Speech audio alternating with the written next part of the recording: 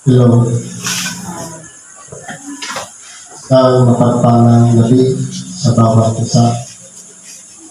Dito po tayo sa pagpapatuloy ng gawain at kung saan ating po nasa gawa ang pagpapasalamat para sa templong ito.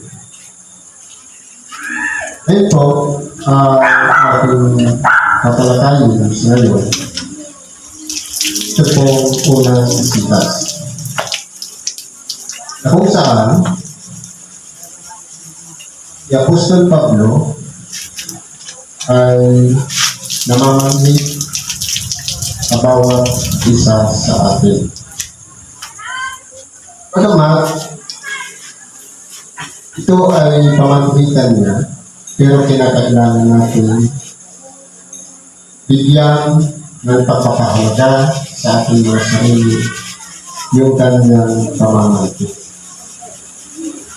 Sabi po dito, ngayon, ipinamamanhid ko sa inyo, mga kapatid, na tandaan ninyo yung mga pinanggagalingan ang pagkakabahabahagi at ng mga katipisuran. Habang sa mga aral na iyong napag-aralan at kayo'y magsilalo sa kanila.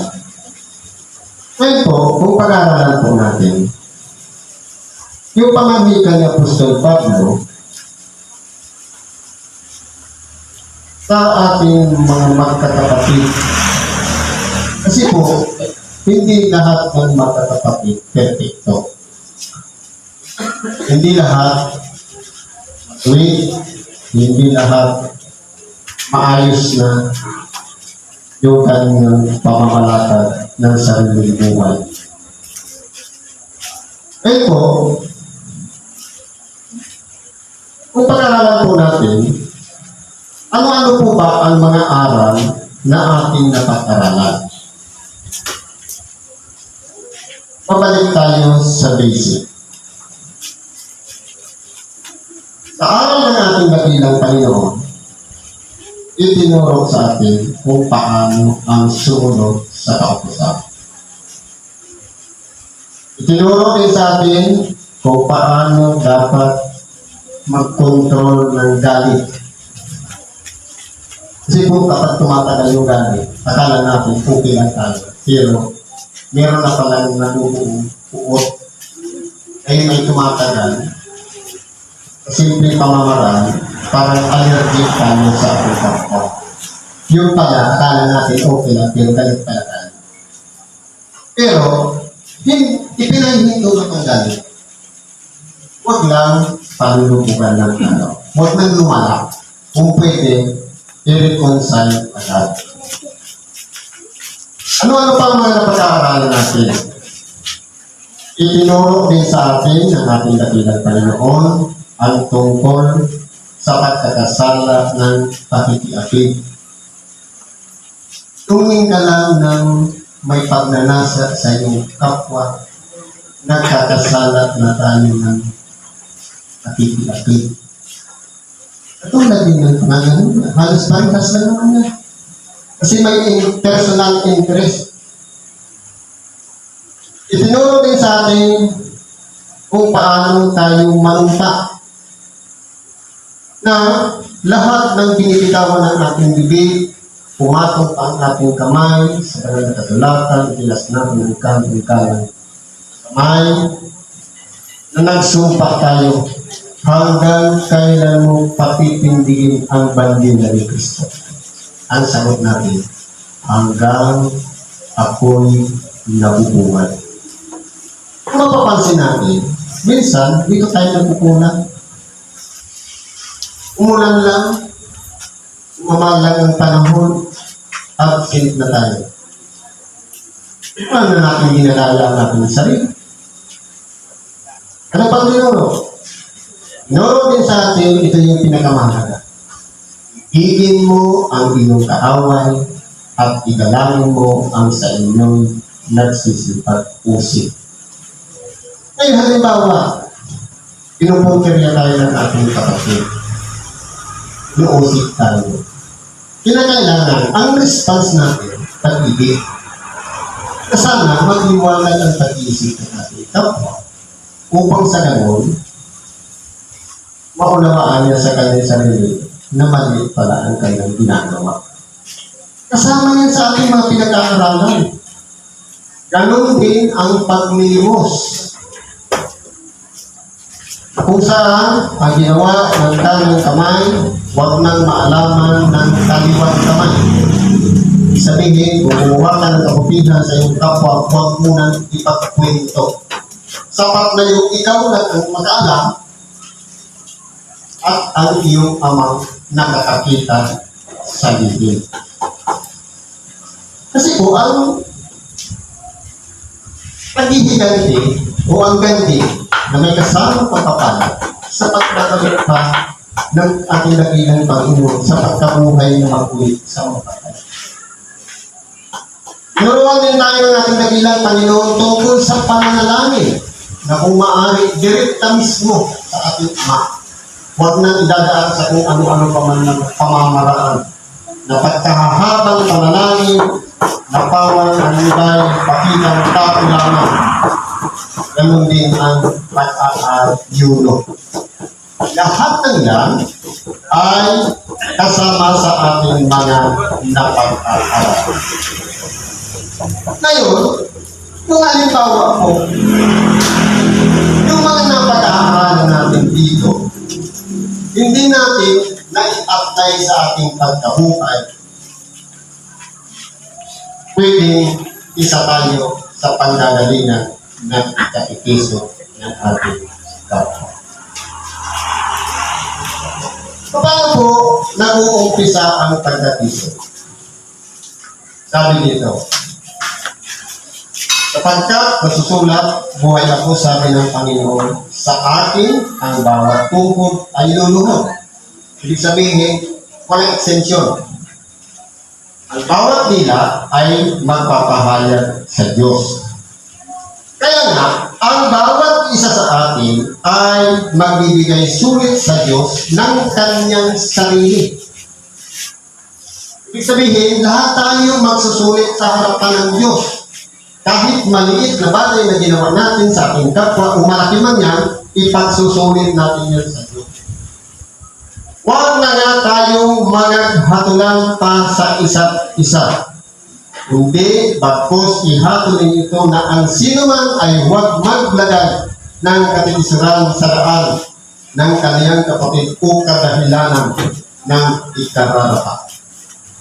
Alas parehas din yan ang sinabi ng ating dakilang ang sino man ikamay panggalingan ng ikatitisog sa isa sa maliliit na ito, mabuti pa sa kanya ang tahilan ng sa ng pato at ipulong sa gitna ng balat. Ibig sabihin, walang kwenta ang pinanggagalingan ng pagkatisog.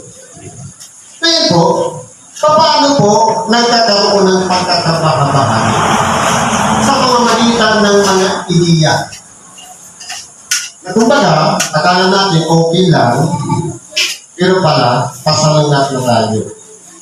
Hindi baga, kung titingnan natin, halimbawa, sampulan tayo. Tayo ay isang grupo. Hindi ibig sabihin, isang grupo tayo, mayroon din hiwalay na grupo, iba sila. Sabi nga ng aking dakilang Panginoon, ang hindi lamang sa atin, katampik natin. Kaya titignan po natin, kalat na kalat ang grupo natin, yung iba-iba, pero hindi sila magkakalapan. Hindi sila nagpo-contest o nagpapaligsahan o nagpapagalingan. Nagtuturingan tayong magkakapatid. Ngayon, kung halimbawa, sa isang grupo na nagkakaroon ng pagkakabaha-bahagi, ibig sabihin, against the group. Halimbawa, pinagkaisan natin ang isang okasyon sa ganitong lugar. Pagkatapos, hindi tayo sumang-ayon, pati yun ng pagkakabaha-bahagi. Kasi, kung naghahari doon ang kalooban ng Diyos, Iisa lang ang isipan ng bawat isa. Ang walang iba, magkaisa. Ngayon, kung meron ng mga taksyon na nagkakabahabahagi lang dahil sa mga ideya na yun pala ay mga gawa sang-ayon sa laman o makalaman, yan na po nagmumula ang pagkatiso. Kaya po, ang nangyayari, nagiging useless yung mga aral na napag-aralan natin kasi hindi na po nagahari ang pag-ibig. Ang nagahari na po dyan sa sariling mga pasya, sariling puro-puro, o mga sariling kalooban na mula sa isang makalamang pag-isip. Kaya po, kung titingnan po natin, sabi dito, sapagkat ang mga gayon ay hindi nagsisipag-iinpot sa Kristong Panginoon, kundi sa kanilang sariling iyan. Ito po, kung ang ginagawa natin sariling pakinaban, na walang iba, pupunta tayo sa pagtitipon, ang purpose natin kumain lang, mabusog, hindi naman pala active sa pagdalo. Kumbaga, pupunta tayo sa templo, ang nangyayari niya, okay lang, ang inaabangan lang natin may makain tayo. Useless po ang ating pagtitipon. Bigay pa tayo ng oras para lumako, tapos pagkain lang naman ang saglat natin. Kaya, kung titingnan po natin dito, tinuturuan tayo dito at hinihikayat ni Apostol Pablo na dapat nating layuan yung mga pinanggagalingan ng mga kapitisuran at pagkakabahabahagi.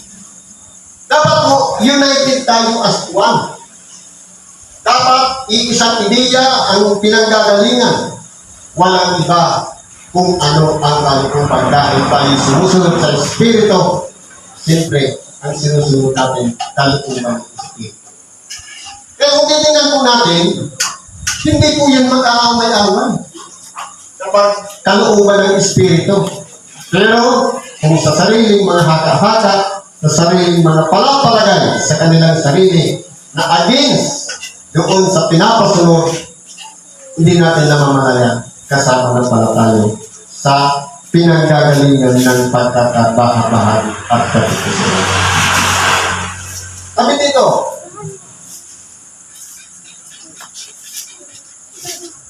at sa pamamagitan ng kanilang mabuting pananalita at maiinam na talumpati ay dinadaya ang mga puso ng mga walang malay.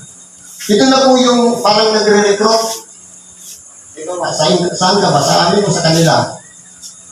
Hindi po dapat yun. Kasi, ang tinuturo po sa atin dito, pag-ibig, yan ang kabuuan ng buong kautusan. Pag-ibig. Kaya kung tingnan po natin, kapag halimbawa, ang salita na ginagamit, maiinam na pananalita, kumbaga, walang tinatamaan, kumbaga, okay, at-least lang naman, hindi naman ako tinatamaan. Yun na yung mga kasama doon sa maiinam na talumpati. Pero, sabi kanina ng ating kapatid, ang salita ng Diyos, buhay, banal, mabisa kaysa alinmang tabat na may dalawang tayo. Kapag ginagamit ang pulpito, at mayroong nababanggit sa mga salita ng Diyos na tumatago sa ating pagkatao, pasalamat natin, yun na po yung salita ng Diyos. Kaya tayo pinagsasabihan, kaya tayo inaaralan, hindi dahil galit, hindi dahil sa may pukot, kundi iniibig ka ng Diyos. Upang sa ganun, mabuksan ang ating mga isipan na dapat ipalagay natin ang ating sarili sa mababang kalagayan. Kasi po, ang nagiging kalaban talaga natin, sarili natin, ego, o pride. Halimbawa, matagal natin sa dapat pahayag. May nagpahayag dito, mas bata pa. Hindi ko pwedeng hatulan yung sinasabi niya. O kahit magsalita man ng maliit na bagay sapagkat ang kinakalaban ko, Espiritu Santo mismo nanguna doon sa taong nagpapahayag dito sa una. Ang kalalabasan doon pangungusong. Kaya gagawin ko na lang, Kung tamaan man ako, masaktan man ako sa araw na kanyang pinapahayag, ipagpasalamat ko. Salita ng Diyos yun. Pero kung halimbawa, parang palagay natin na ignorant lang tayo kung walang alam, parang ang tingin lang natin sa ating sarili, para lang tayo nakikinig ng maiinam na talumpati. Hindi tumatag sa ating puso. Kaya kung titingnan po natin, hindi po tayo makapagsasabi, magtuwid na tayo. Mabuti na tayo. Kapagkat sinasabi sa banal na kasulatan, walang matuwid, wala kahit isa. Anong punishment? Pag sinabing walang matuwid, wala kahit isa. Kamatayan. Kaya, kapag ang isang tao sa kanyang huling hininga ng kanyang buhay, kumantong siya sa kamatayan, isa po yan na pag-aari dapat ng isang tao na tayo'y nagkasala at tayo'y makasalanan, kaya ang tao namamatay. Kaya titingnan po natin mga kapatid, alos 2 tao lang naman ang hindi umanas ng kamatayan. Si Elias at si Enoch. Kasi po, nakisaan ng Diyos ang tayo ng kanilang unang puso. Ang katapatan nila sa Diyos. Kaya kung maaralin natin, dapat ipagpasalamat natin kung mayroong taong ginamit na mangaral ng salita ng Diyos at kumatag sa ating mga puso, that is word of God. Yun na yung salita ng Diyos na ating dapat na pinakataas ang asam. Dahil kasama tayo sa inibig ng Diyos para ituwid natin ang ating mga sarili. Sapagkat ang inyong pagtalima ay naging bantog sa lahat ng mga tao. Totoo po, ang mga Romano noon, kahit nasabihin natin na sila pa yung punisher, sila ang may hawak ng pamamaraan kung paano hahatulan ang ating dakilang Panginoong Jesucristo. Sapagkat napakapangyarihan ng mga Romano.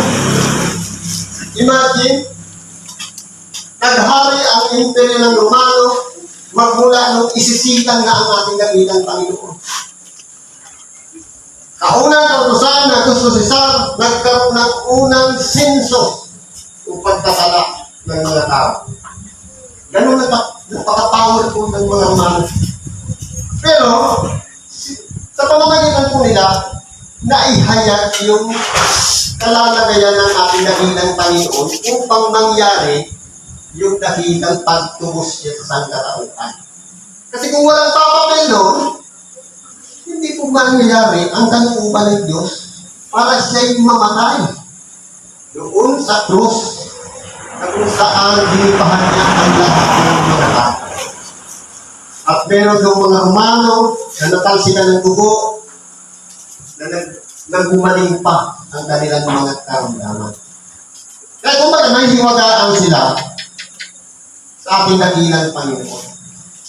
Pero, pasalamat tayo dahil sa pamamagitan ni Apostol Pablo na nagkaroon ng malasakit para sa mga Romano, gumawa siya ng sulat upang sa ganun, hindi masayang manapagamat ang mga Romano ang nagpanis o nagpahirap sa ating dakilang Panginoon, pero meron silang bahagi dahil sa paglagay ng sulat na ginawang Apostol Pablo. Kaya tingnan po natin dito, yung pagtalima ay naging bantog sa lahat ng mga tao, lalong-lalo na sa mga Romano. Kaya, nagagalit ako tungkol sa inyo, dapat ibig ko na kayo'y maging marunong sa kabutihan at musmos sa kasamaan. Kaya tingnan po natin, ang pangikayat ni Apostol Pablo sa mga Romano na dapat maging marunong sa kabutihan. Ang tanong, para lang ba ito sa mga Romano? Pero dahil ito ang sitas na ibigama kayong damit ito, kasama na po tayo doon. Na dapat yung pamamanhik ni Apostol Pablo, na dapat kasama tayo sa maging marunong sa kabutihan at musmos sa kasamaan. Kung dapat maging walang muwang tayo sa paggawa ng kasalanan. Bakit po? Kasi yung isang anghel ng Diyos na kanyang kinagigiliwan ang anghel ng kaliwanagan na tinatawag na Lucifer na siyang nangungunan para sa pagsamba. Kasi po, kung titingnan po natin si Miguel sa pakikibaka, sa disiplina, si Arcangel Rafael o yung nagpahayag doon kay Maria, Gabriel, yun naman ang tagapaghatid balita. Pero si Lucifer, siya ang nangunguna kung papaano ang tamang pagsamba sa Diyos. Pero ang ginawa niya, dahil alam niya ang pamamaraan ng pagsamba, nung bumaba ang Diyos para likhain ang tao ayon sa kanyang walis, larawan, anong ginawa niya? Naghari sa kanyang sarili ang rebelyon. Tinutulan niya na sa halip na ipakilala sa mga anghel at sa mga arkanghel ang kadakilaan ng Diyos na siyang may lalang sa kanya. Ipinalagay niya rin ang kanyang sarili na siya'y Diyos na rin naman. Kaya, nagmula ang pagkakasala, hindi dito sa ibabaw ng sanlibutan, hindi doon sa kalangitan. Kailangan naman dahil sa kanyang pagkakasala at paglabag sa kalooban ng Diyos, siya ay tinawag na Satanas. Ang Satanas na ito ay dudurugin ng Diyos ng kapayapaan sa madaling panahon sa ilalim ng inyong mga paa. Kaya ang tanong, si Satanas ay naririyan na. Kung titignan po natin, sa maiksing pag-aaral, bakit hindi pa sinusubin ng Diyos si Satanas? Dahil mas maganda kasi yung competition kung may labanan. Maganda yung kwento. Di ba gagawa tayo ng nobela o pelikula, pag wala itong trabida, walang saysay ang kwento. Para din sa pakikibaka natin sa buhay. Kung tinilan po natin, kung puro kabutihan, puro pag-ibig, walang challenge, walang nanguusik, walang naninira, hindi po makikita natin kung malalaman kung alin ba ang tama o mali. Kung alin ba ang mabuti o masama. Kasi po, ang mangyayari po yan, hindi po magiging maganda yung kwento kahit sa sarili. Kung wala tayong asawang maingay o maganda, hindi natin ayusin ang ating mga sarili. Kaya kung tingin mo, sa pamilya ka lang, pinagtagtugma kayo ng Diyos. Kung ikaw ay mabait na lalaki, ibibigay sa iyong asawa, hindi yung madaldal. Parang tuminok ka. Kung ikaw naman ay magulong lalaki, ibibigay naman sa iyong tahimik na babae para palagi kang idarasal. O ipapanalaki. Tinitingurot niya ng Diyos. Kaya kung titingnan po natin, kasama tayo, babae man o lalaki, tayo ay kinakailangan magtagumpay din sa mga lalang ni Satanas. Sa ilalim ng ating mga paa, paano? Kung titingnan po natin, kapag sinabi na si Satanas, alam natin masama siya. Pero, hindi natin namamalayan, yung ginagawa pala natin, katulad na rin ang ginagawa niya.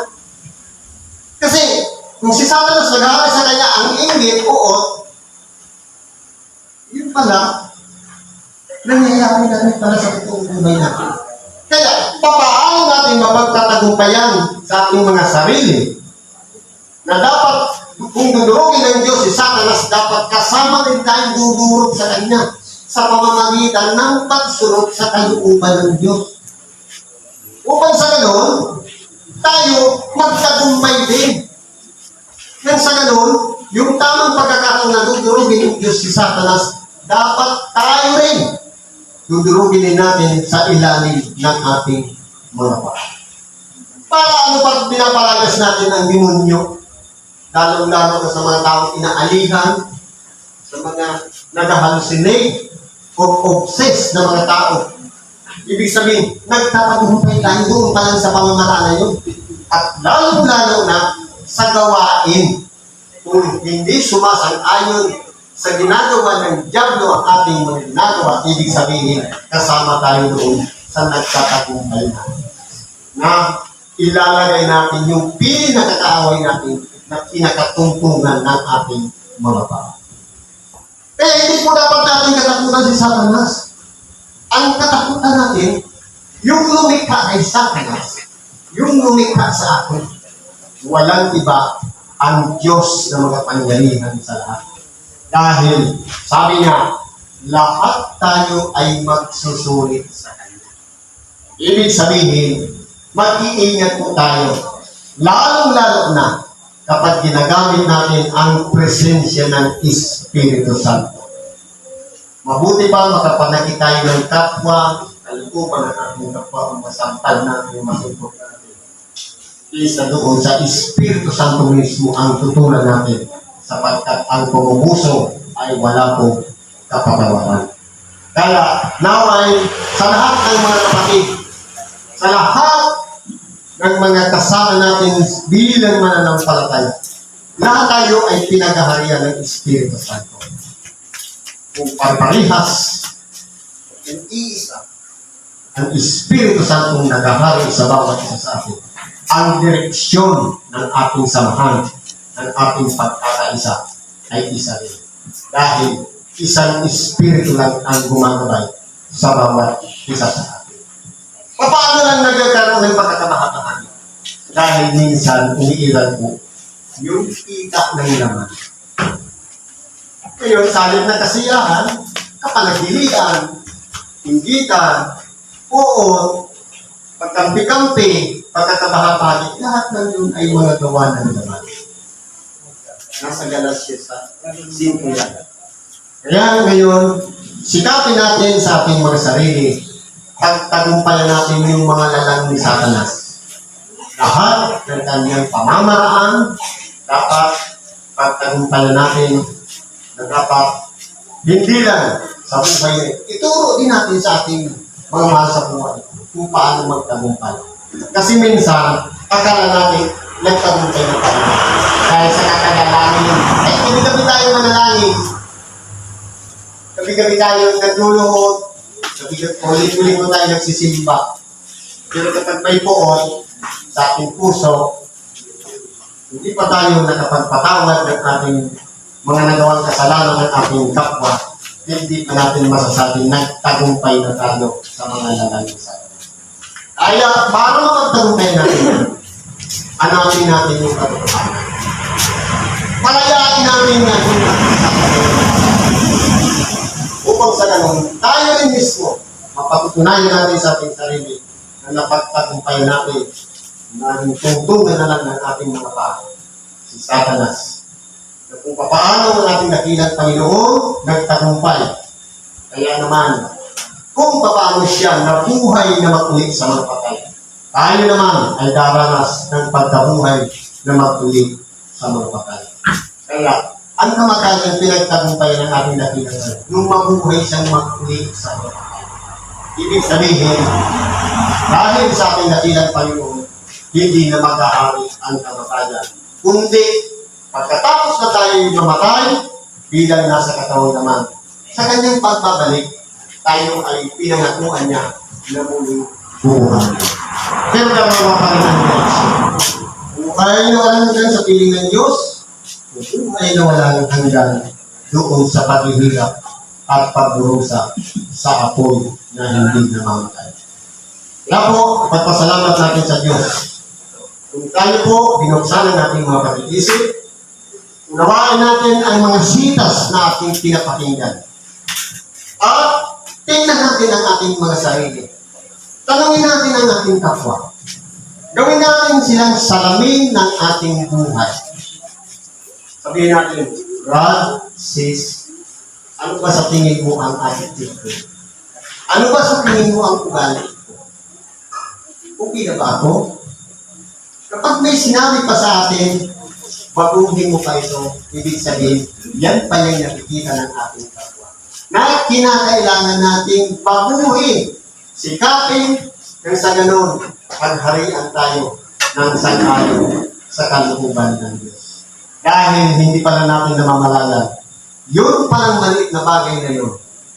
Yun ang nagiging balagi upang hindi natin mapagtagumpayan ang mga lalaki ni Satanas. Kaya pasalamat tayo sa Diyos kung dahil sa ating kapwa, binuksan ang ating kaisipan at sinabihan tayo na nakikita niya sa ating mga buhay. Yun po yung pinakatotoo. Bagamat sabihin natin hindi sila magagara, pero nakikita yung attitude natin, may babaguhin ka pa sis. May babaguhin ka pa brad. Ito baguhin mo, nakikita ko sa iyo. Palagi mo pa rin ginagawa. Ibig sabihin niyan, mahal ka ng iyong kapwa. Ibig sabihin niyan, bagamat hindi siya nakapagpahayag, pero binubuksan ang ating kaisipan para ayusin natin ang ating mga sarili. Kapag hindi tayo bumabalik sa gawang makalaman, papunta na dapat tayo sa perfection kung pagiging ganap. Yun ang pinakatarget natin. Kasi, halimbawa, tumatagal na rin sa paglilingkod, tapos wala pa rin pagbabago, ganun pa rin yung attitude, makalaman pa rin. Useless. Sayang lang yung pagod natin pabalik pa rin sa Kristo.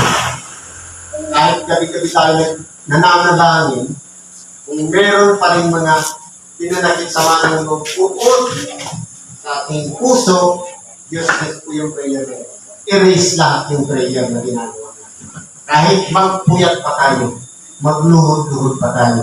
Dahil ang katawan natin ay templo ng Espiritu Santo. Hindi maaaring pagsamahin mo yung masama at mabuti sa puso. Dapat kung templo yan ng Espiritu Santo ang mag-aari lahat yan at ibig sa kapwa. Pero kung may puot, hindi, walang buwag yan ng Espiritu Santo para manahan yan dahil mayroong ang kaya pakiwalan natin yan. Dapat palitan natin yan. Sabi nga, maging bago na tayong nilalang sa harapan ng Diyos, ang harian natin kung ano ang kalooban ng Diyos at hindi ang sarili natin kalooban. Salamat sa Diyos at pagkatiwala natin sa Kanya ang lahat ng ating mga kahinaan, pagkutan, kung saan magtagumpay tayo dito sa pakikibaka sa ibabaw ng sanlibutan. At isang magandang gabi sa ating lahat.